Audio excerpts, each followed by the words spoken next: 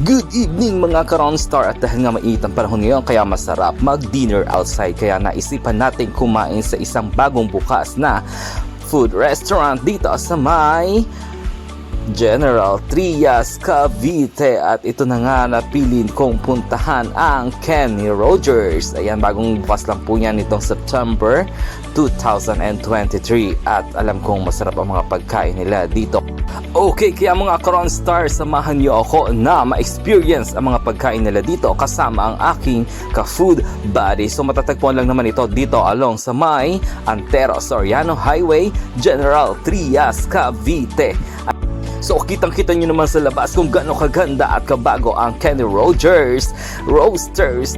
Pagpasok nga pala namin ng aking ka-food buddy dito sa may Kenny Rogers, so medyo wala pa pong available na dining table kasi fully loaded pa sila at marami po talagang pumupunta rito at talagang pinipilahan ang bagong bukas na to.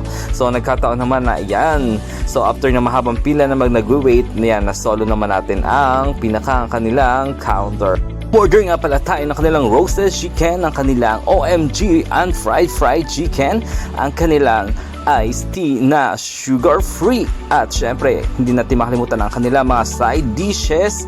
Umorder din tayo ng kanilang muffins. Ayan, so habang naghihintay po tayo ng ating order, so napagtripan namin mag-take ng some videos lang para maipakita natin kung ano ang nasa loob ng kanilang restaurant. Ayan, ito lang naman po ang loob. So napakarami kumakain at ito nga dumating na ang ating mga orders. Mac and cheese, ayan, meron po tayong salad, we have the baby potato, ayan, so meron po tayong fresh vegetables, at ito na nga yung ating in-order na chicken at ang ating sugar-free na iced tea.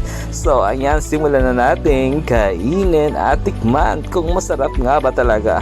So actually, nang tikman ko tong pagkain nila, ang unang-una ko ditong nasa harapan ay ang kanilang gravy, at yung ito nga yung kasama ko. So nagsimula na siyang lumapang ng ating roasted chicken na talagang napakalambot at napakasarap. Sobrang delicious talaga niya.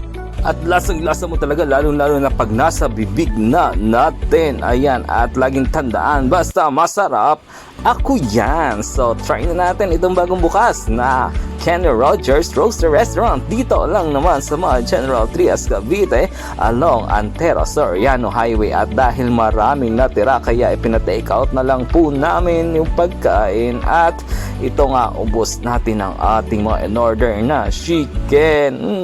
Satisfied naman po tayo. So thank you so much for watching, and this is Ronstar TV.